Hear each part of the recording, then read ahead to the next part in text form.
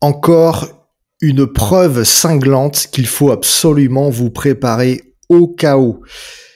À Nouméa, en Nouvelle-Calédonie, petit territoire français dans l'océan Pacifique, des émeutes ont éclaté il y a 3 jours seulement suite au vote d'une loi contestée par une partie de la population locale. Je ne vous parlerai pas de la cause de ces émeutes qui est purement législative. Je vous parlerai uniquement des conséquences dans cette vidéo qui sont déjà catastrophiques pour bon nombre de Nouméens. Je m'explique, après seulement 3 nuits d'émeutes et 3 morts à déplorer, si je peux parler ainsi, trouver à manger à Nouméa est devenu un véritable casse-tête. Comme on le voit sur ces images, la plupart des enseignes alimentaires ont été prises pour cible par des anarchistes, des émeutiers qui ont pillé, incendié, saccagé, et le résultat, le voici.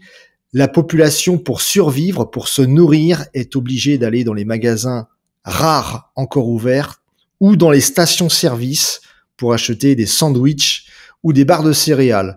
C'est hallucinant, c'est en France, même si ça n'est pas dans la métropole, c'est un territoire français et comme je l'avais annoncé dans mon livre, que voici comment survivre au chaos en France et dans le monde. Il suffit de quelques jours de chaos pour que la vie quotidienne soit considérablement impactée. Si vous ne voulez pas être piégé par le chaos, pour survivre, suivez les conseils de mon livre. Je ne vous en fais pas la publicité pour le vendre, pour essayer d'avoir d'éventuels dizaines, centaines de droits d'auteur. Je fais ça pour vous aider, pour que vous ne soyez pas surpris, anticiper le chaos. Nouméa, j'insiste, est un territoire français, donc ça se passe en France, même si ça n'est pas en métropole. Et survivre là-bas est déjà un problème important pour les habitants de Nouméa. Et voici la conséquence par ces 3 témoignages de Français qui vivent à Nouméa, qui sont passés d'une vie normale à une vie de résignation face au chaos qu'ils n'ont pas vu venir et auquel ils n'étaient pas préparés. Je pense du point de vue spirituel, mais aussi du point de vue matériel, comme on va le voir. Leur témoignage est très intéressant car ça nous donne la conclusion qu'il faut absolument anticiper et que nous devons nous préparer au pire, vu ce que les prophéties ont annoncé. Le couvre-feu est terminé depuis 6 heures ce matin et pour beaucoup, le premier boulot de la journée, c'est d'aller se nourrir, de trouver de quoi se nourrir et de manger. C'est hallucinant. C'est la conséquence de 3 nuits de violence seulement. La plupart des commerçants ont fermé leurs rideaux depuis hier.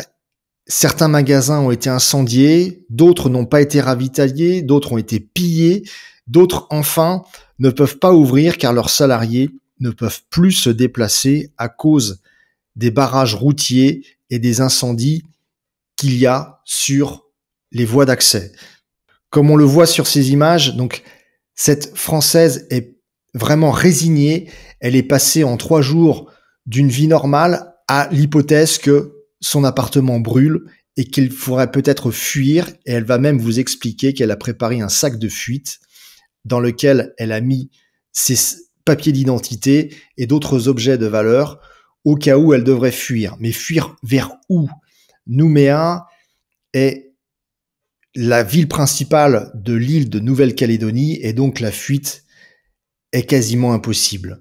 C'est vraiment poignant parce que ça démontre à quel point la sortie de mon livre pour vous aider à discerner ce que vous devez faire en fonction de votre devoir d'État, en fonction de vos contraintes familiales, professionnelles et financières tombe à point nommé.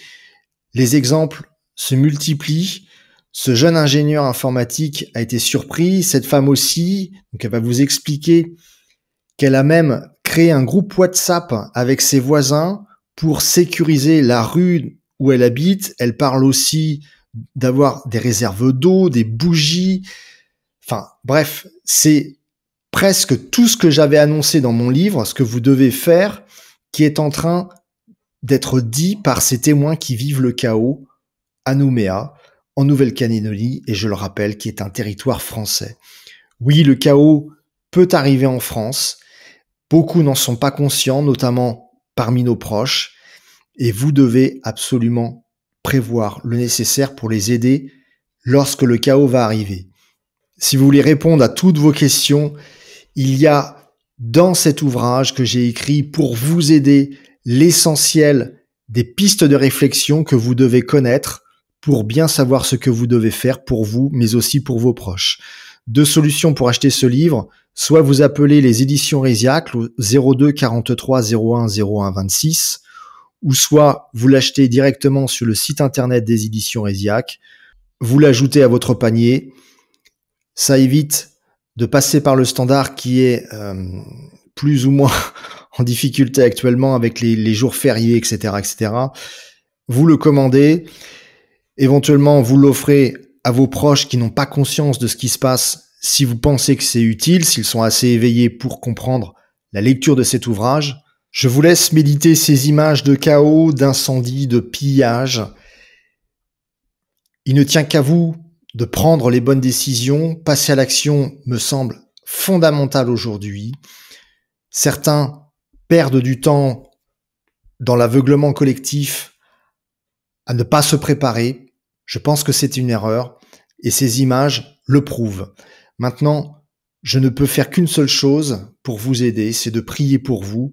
Je me confie également à vos prières. J'ai beaucoup de combats spirituels actuellement. Merci de me porter dans vos prières et que le Seigneur vous bénisse et vous protège. Amen.